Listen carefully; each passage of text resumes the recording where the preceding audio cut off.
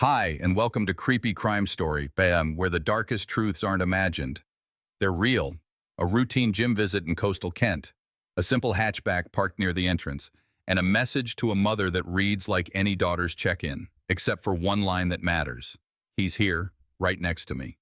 Minutes later, witnesses in the dockside outlet car park shout for help as officers move in and seal a single, clearly defined scene. No chase, no second location, one crime, contained. The morning begins inside Pure Gym Dockside, Chatham, England, June 29, 2017. The victim is Molly McLaren, 23, student and fitness blogger, finishing a workout she's done many times. Camera timestamps and phone activity will later verify the sequence. Gym floor, locker, exit to the car park. Several witnesses see a man known to her nearby. That proximity is not casual. It's recorded, time-stamped, and later matched to retail and movement data. The data aligned too cleanly. Sometimes that was the problem. Molly reaches her car. The attack is sudden, compressed into moments at the driver's door. Bystanders react. One attempts to intervene. Patrol units arrive within minutes. Paramedics work in the open lane between parked vehicles, but the injuries are catastrophic. Molly is pronounced dead at the scene. The man is detained on site. Blood on clothing observed by multiple witnesses and taken into custody. The cordon goes up. The parking bays become grids. A vehicle is logged as exhibit. What you need to remember is simple. The homicide happens here, and the arrest happens here. This case will not split into two threads. From the first hour, procedure dictates the next steps. Officers establish a sterile corridor. Scene photography is completed before any vehicle is moved. Analysts pull CCTV from the gym entrance, the retail fronts, and the approach lanes. A digital strategy team secures Molly's handset under exhibit number and preserves immediate preceding messages, including the one to her mother noting the male's presence. That single message anchors the fear she felt to a precise window of time. It's not an interpretation, it's a timestamp. The medical examiner's team documents sharp force trauma in volume and distribution that speak to determination rather than struggle over a single strike. We will not sensationalize it here. It's enough to say the injury pattern is consistent with a rapid, sustained stabbing attack that leaves no ambiguity about lethality. In a case built for a jury, this kind of pattern does more than shock. It supports an argument about planning and perseverance. Investigators move quickly to separate what's obvious at a glance from what must be proven. At a glance, a young woman is killed in a public car park after reporting unwanted contact in the days before to be proven intent. That requires more than outrage. It requires receipts, cameras, and a clean chain of custody. Within hours, detectives request retail transaction logs from 2 days earlier. Within hours, they confirm the male's path into Dockside and his position near Molly before she left the gym. In towns like this, murders aren't just crimes. They change how a place breathes. But for the file, sentiment is nothing without sequence. You'll hear defenses in cases like this: panic, impulse, diminished responsibility. The scene at Dockside tells a tighter story. One location, one victim, one detained suspect within minutes. The rest will come from evidence that doesn't argue. It accumulates. That's where this series begins. With a fixed point on the map and a clock we can prove minute by minute, she was Molly McLaren, 23, student, fitness-focused, close to family, and organized in the way people who track sets and reps tend to be. In casework terms, those details matter only if they help fix time and behavior. Here they do. In the 2 weeks before June 29, 2017, Molly ended a short relationship and began documenting unwanted contact. Friends received screenshots. A parent received messages in real time. Police in Kent recorded warnings to a male known to her. Those are not emotions. They are entries in a log. To keep this coherent for you and consistent for a jury, we pin the risk window to mid-June 2017. The arc is short: breakup, online smears, proximity incidents, police notification, officer warnings, and then the morning at Dockside. What matters is sequence and corroboration. Molly didn't speak in generalities. She saved posts, she told people, and she went to the police. That creates a paper trail and a digital trail, two forms of proof that travel well into court. Investigators later used her chat history to reconstruct escalation. The messages are concise: sightings, screenshots, and a simple instruction: stay away. They show a shift from online to in-person contact at places Molly used routinely, including the gym. No guesswork is needed. Timestamps align with camera coverage in the retail complex and with the report timing that generated police warnings in the days before the attack. In towns like this, routine is the point. When someone keeps showing up where you live your life, that routine becomes evidence. Because this case drew public attention, it's easy to drift into commentary. We won't. We keep to verifiable inputs. The warnings are not rumor. They are an auditable step in the chain that precedes the homicide. The messages to family and friends are not color. They set contemporaneous fear to a clock.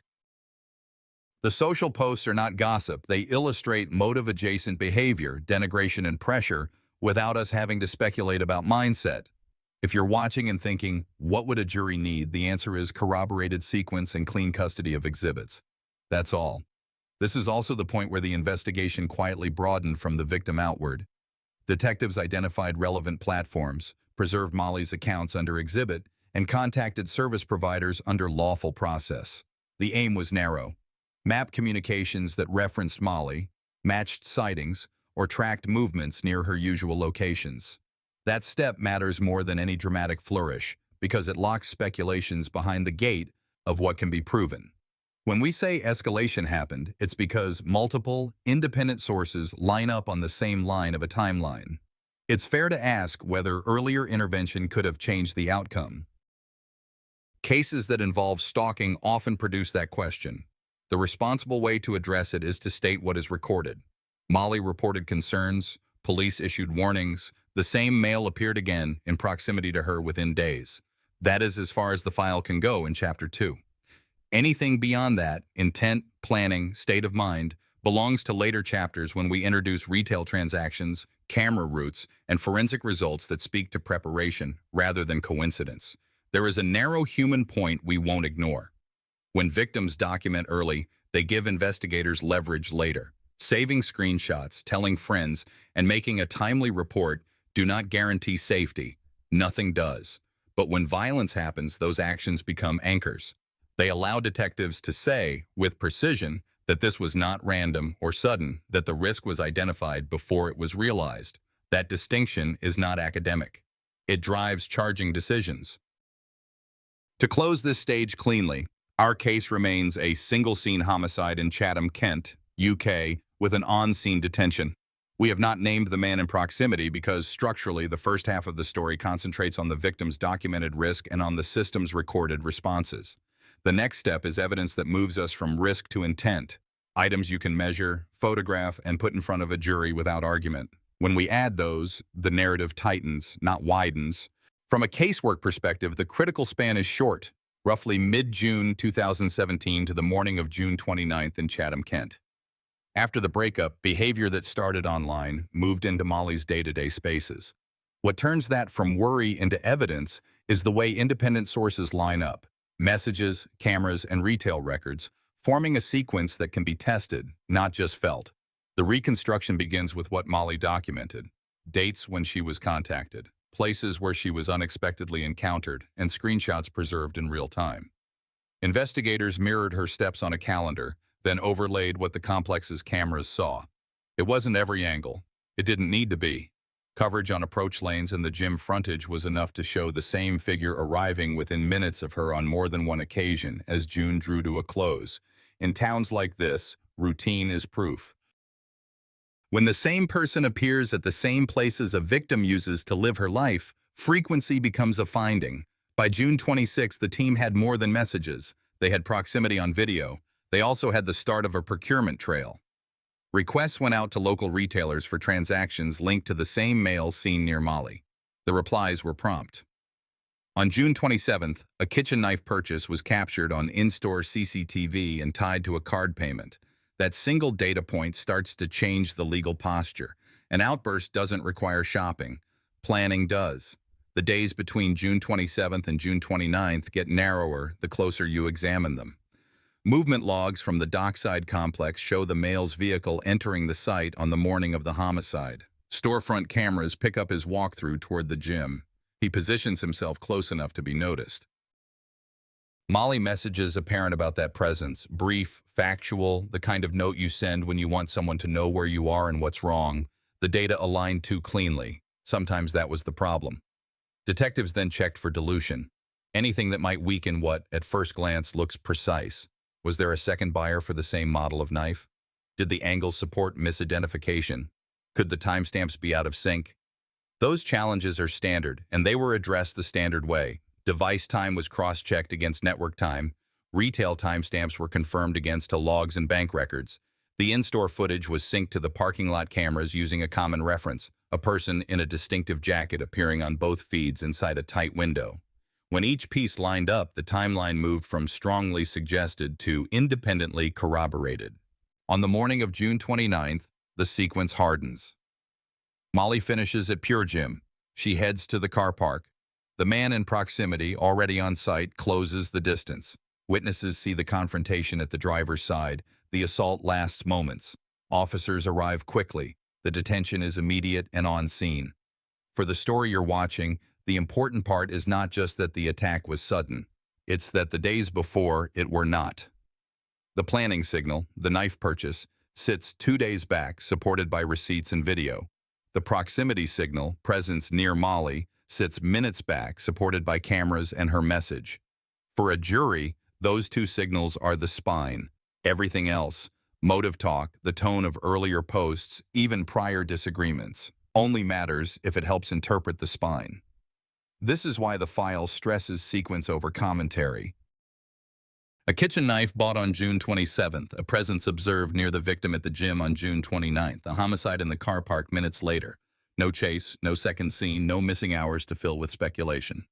There's a human angle worth one paragraph, and only one. When someone does the administrative work of saving messages and naming dates, they give the system a head start it often doesn't have. It doesn't guarantee safety, but it gives investigators a clock to point to and a map to show. If you've ever wondered whether documenting small things matters, this is one of those cases where the small things, times, receipts, cameras, are the case. What happens next in our series is straightforward. The file shifts from escalation to intent. That means moving deeper into physical findings, the injury pattern documented by the pathologist, and then returning to the digital side for the fine-grained movement map inside dockside itself. Each layer will be added once, in the chapter where it belongs, so we don't repeat ourselves while we build. When the scene team clears, the work shifts from urgency to measurement. The car is photographed in sequence. Swabs, bagged clothing, and trace are logged under exhibit numbers. The body transfer is documented minute by minute, car park to mortuary, with chain of custody signatures at each handoff. This is where speculation ends and medicine speaks. The pathologist's job is not to tell a story. It's to answer narrow questions that matter in court. What caused death, how quickly it occurred, and whether the injuries read as persistence or impulse. The cause in this case is sharp force trauma with rapid blood loss. Reports reference dozens of wounds, widely known in coverage as more than 75. We will not break that down by location. What matters is the distribution and repetition, multiple strikes delivered in a short window, consistent with a sustained attack at the driver's side of a compact vehicle. That pattern supports a conclusion that the assailant continued until there was no chance of recovery. It is clinical and it is decisive. Timing matters. Paramedics arrive fast. Witness attempts to intervene are noted in statements. Despite that, the injury profile shows lethality within minutes. Again, not because of a single catastrophic strike, but because of accumulation. In a courtroom, that distinction helps a jury separate a chaotic one-off swing from determined persistence.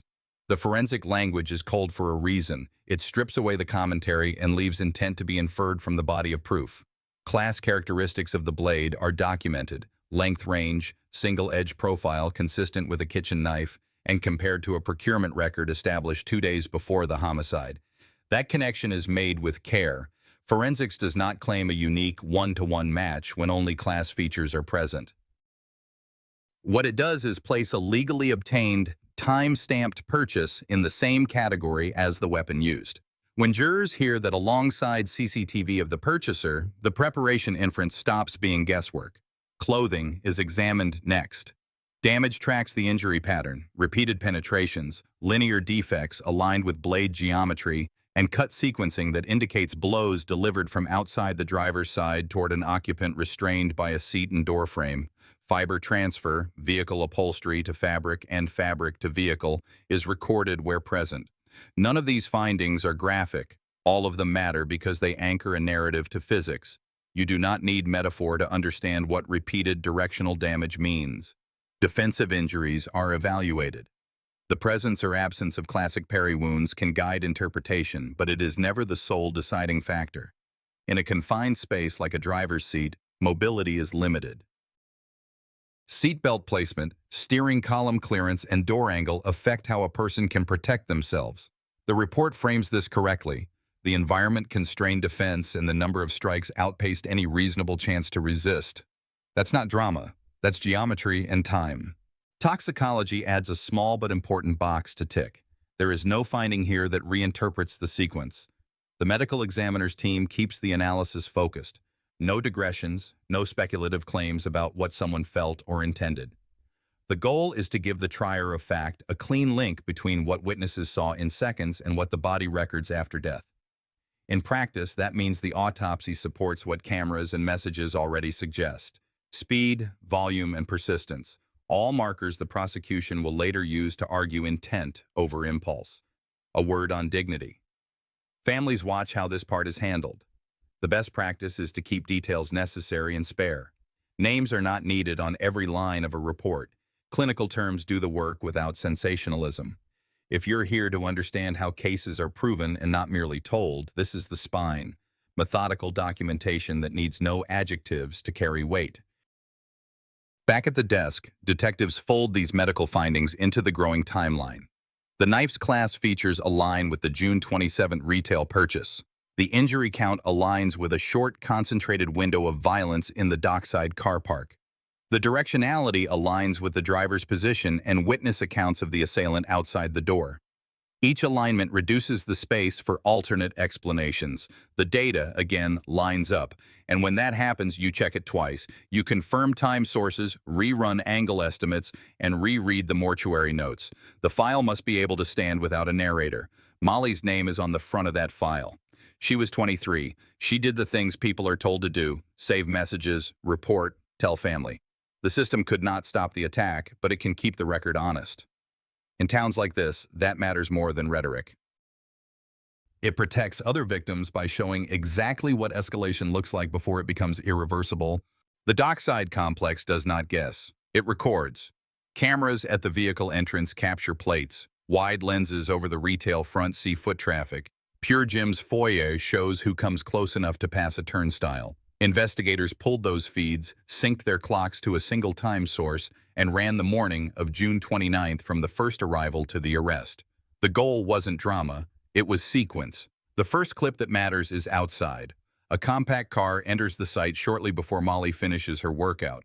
The lens is not cinematic, fixed angle, practical range, but it does two useful things. It marks arrival and it marks direction of travel into the bays closest to the gym. Within minutes, a second lens takes over. Mounted above the shopping frontage, it shows a male on foot moving toward the glass doors of Pure Gym and pausing within sight of the cardio floor. He is not working out.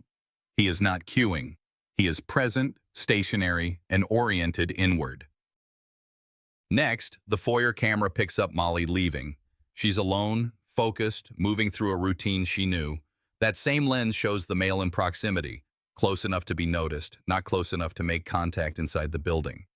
This is the moment that lines up with the brief message to her mother. For an investigator, that alignment is more than interesting. It takes a private warning and nails it to a public feed. You don't have to take anyone's word for it. The camera confirms what the text describes. Outside again, the walkway cam tracks a simple path. Molly exits toward the car park. The male exits within the same window, using a parallel line that keeps him offset by a few yards. This isn't a chase. It is a controlled follow, measured by frames and distance. When the lane opens to the parking bays, the wide shot loses detail, and the next piece of proof picks it up. A pole-mounted camera near the bays where Molly parked. It catches a partial view of doors and silhouettes, enough to see the male shorten the gap toward the driver's side. What these feeds give the case in combination is dwell time and approach. He was on site before her exit. He held position near the gym. He moved when she moved. He closed the distance at the car. That is behavior, recorded. You can argue about motive. You cannot argue about the walk. Detectives then stress-tested the timeline. They checked for clock drift by matching a single passerby in a yellow jacket across two cameras, then anchored both to the entrance lens. They verified that the vehicle seen entering belonged to the same male seen at the frontage by checking plate data and registration. They tested whether sightlines could be fooled by crowds. They weren't. Morning traffic was thin, visibility was good, and the path from glass doors to bays held constant. Witness accounts slot into this framework, not the other way around. A bystander saw a man outside Molly's door. A second described shouting from the same row. Those statements, taken separately, could be colored by stress. Placed against the synchronized video, they become markers. One calls the position, one calls the reaction, and the cameras glue them to time. That is how you keep a narrative from drifting. You let the record lead. It ends quickly. The assault happens in the narrow span between the poll camera's last clear view and the arrival of patrol units. Radio logs capture the call from the scene. Officers deploy. The same exterior lens that saw the car enter now sees emergency vehicles take position. The detention is immediate and on site. There is no departure shot, no search for a suspect at large, and no second scene to confuse a viewer. The arrest is visible, the perimeter is set, and the tape rolls while uniforms hold the cordon. Back in the review room, analysts reduced this into 4 waypoints the file could live with: arrival, adjacency, approach, detention. Each point had at least 2 forms of support: camera and log, camera and witness, or camera and message. That redundancy matters because it removes the need for an interpreter. The video does not describe feeling or intent. It shows how people and objects moved in a measurable space. Combined with the procurement record from 2 days earlier and the injury profile from the mortuary, it supports a conclusion about planning that no single clip could carry alone. There is a small human moment here that's worth saying once. The people who rushed to help did not know whether cameras were capturing anything. They did it because someone was in trouble in a public place. Those attempts are in the file. They're part of the reason the response time is short. In towns like this, you count on that kind of reflex. The investigation counts on something else: that the cameras didn't blink. The footage shows presence before the attack, not a collision in the moment alone. It shows the choices that put a man at a pane of glass, then at a doorway, then at a driver's side door. And it keeps the case where it belongs. One morning, one car park in Chatham, one detention within minutes. By the time detectives finished syncing cameras and locking the autopsy findings to the clock, one question remained: was this chaos or design? To answer it, they stepped back from the car park and examined conduct in the weeks before the attack. What was said, where someone showed up, what warnings were issued, and how those pieces were used in court without guessing at motive. The statements start close to the victim and then widen. Friends describe online denigration that followed the breakup in mid-June 2017. Screenshots preserved by the victim show posts and messages that sought contact or applied pressure. None of that proves a homicide. What it does prove is escalation, a movement from keyboard to real-world proximity, with the same male repeatedly appearing in places she used routinely. That is the bridge from worry to evidence because it places the same person in the victim's orbit before the morning at dockside. Police entries matter next. In the days before the killing, officers in Kent issued formal warnings instructing the male to stay away from Molly McLaren, 23. The language of those warnings is dry by design. It isn't written to frighten, it's written to document. For the eventual jury, those entries function as time-stamped boundaries.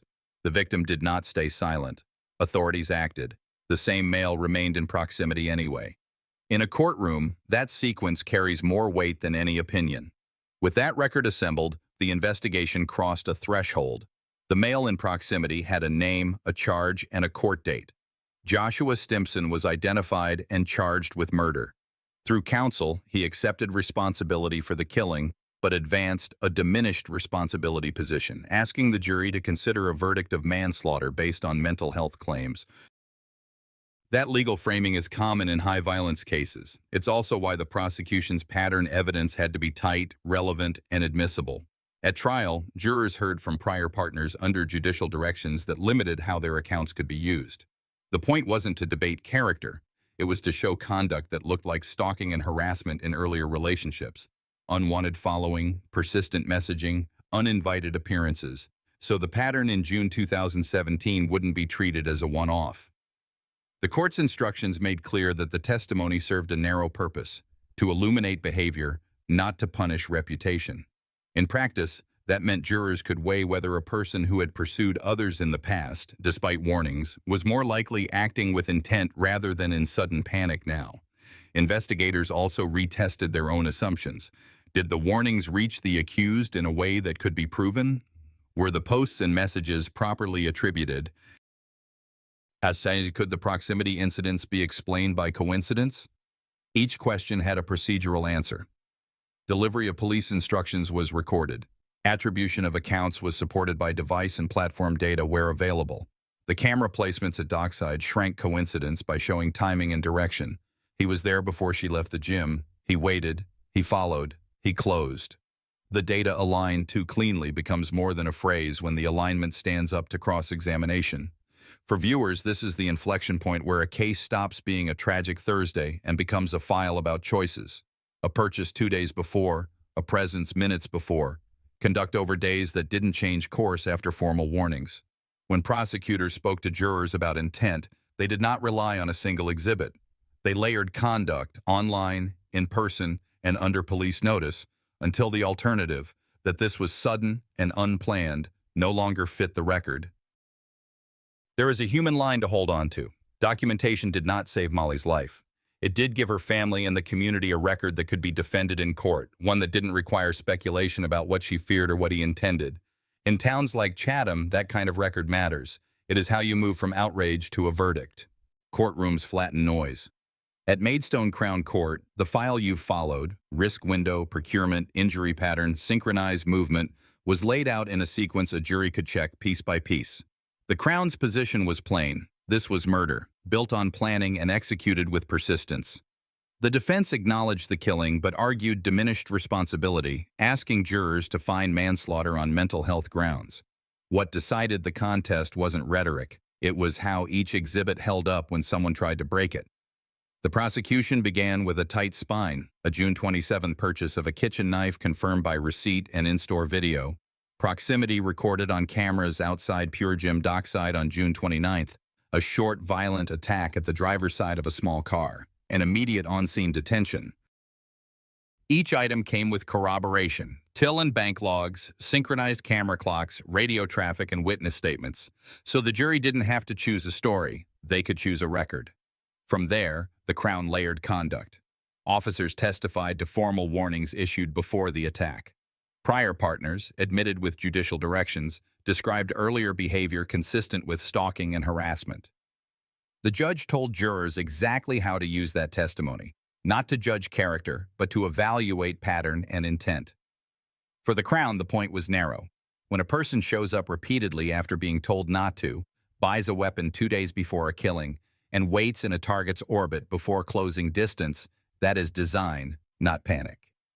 The defense case moved on a different axis. Psychiatric experts discussed symptoms, histories, and states of mind. They asked jurors to consider whether abnormal mental functioning substantially impaired judgment at the time of the killing. Cross-examination focused on fit. Did the expert opinion square with objective timing, shopping 2 days prior, waiting outside a gym, following to the car, delivering a sustained assault? The question wasn't whether distress existed. It was whether distress erased intent where preparation and persistence were already proven. When police witnesses returned under cross, the defense pressed method. Were warnings clearly delivered? Could proximity be coincidence? Were camera angles misleading? Procedure carried the day. Service of warnings was documented.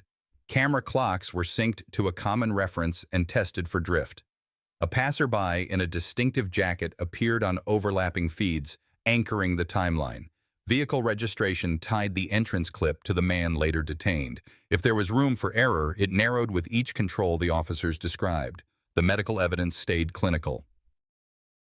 The pathologist explained distribution and volume of wounds and why the pattern matched a sustained assault in a confined driver's space.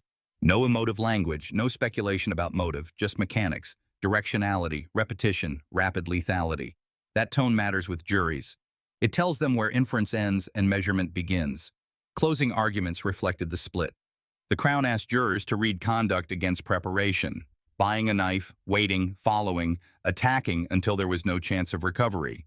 The defense asked them to read the same conduct through the lens of illness. The judge's directions set the legal tests, what intent means, what diminished responsibility requires, and how to weigh expert opinion against hard-timed events. 12 people left with a framework, not a feeling. As a narrator, I'll add one observation. Trials like this turn on whether external records, receipts, cameras, medical findings are strong enough to limit the pull of internal explanations. When they align and survive cross-examination, they become the map a jury is allowed to follow. At Maidstone Crown Court, the evidence went in the order it was built. June 27, 2017, a kitchen knife purchase on CCTV and receipt. June 29th, camera confirmed presence outside Pure Gym dockside, the walk to the car park, a sustained driver-side attack, and on-scene detention. Medical findings described rapid lethality from multiple sharp force injuries. Police logs documented formal warnings issued in the days before. Prior pattern testimony was admitted with limits so jurors could weigh conduct, not character. Nothing relied on speculation. Each point carried a timestamp or a signature. The defense asked the jury to read the killing through diminished responsibility and return manslaughter. The Crown asked them to read it through preparation and persistence. The judge set the legal tests, what intent requires, when mental abnormality can reduce a verdict, how to treat expert opinion against hard-timed acts. Deliberations were not about feelings. They were about whether a purchase 2 days before, waiting minutes before, and a concentrated assault could reasonably be called unplanned. The verdict was guilty of murder. On February 6, 2018, the court imposed life imprisonment with a minimum term of 26 years on Joshua Stimpson. In sentencing remarks, the judge referenced the same spine you've followed since the start: procurement, proximity, and persistence, concluding this was not a sudden loss of control. It was a decision executed in steps that survived cross-examination. Victim impact statements were short and careful. They asked the court to see Molly McLaren, 23, as she was, student, fitness creator, methodical, close to family. She did the practical things people are told to do: save messages, tell someone, report to police. Those actions couldn't stop the attack, but they gave investigators leverage and jurors clarity. That matters after a public homicide. It turns outrage into accuracy. After the sentence, the case featured in wider conversations about stalking response, how warnings are issued, how repeat proximity is escalated, how quickly data can be preserved when someone reports a pattern. Those policy debates will evolve. The file already offers a usable model: document early, preserve evidence, anchor fear to time and place. For families and friends watching someone navigate unwanted contact, small steps can become the difference between a story no one can prove and a record that stands. Documentation isn't paranoia, it's protection. If someone crosses your boundaries, save the messages, note the dates, tell someone, and report it. Early action gives police a timeline and gives you options. Communities like ours stay safer when we treat patterns seriously, not personally. What's your take? Do receipts and cameras change how you judge intent? Share your thoughts and where you're watching from. If this story resonated or challenged you, please subscribe to the channel so you don't miss the next case, and keep this conversation going in the comments.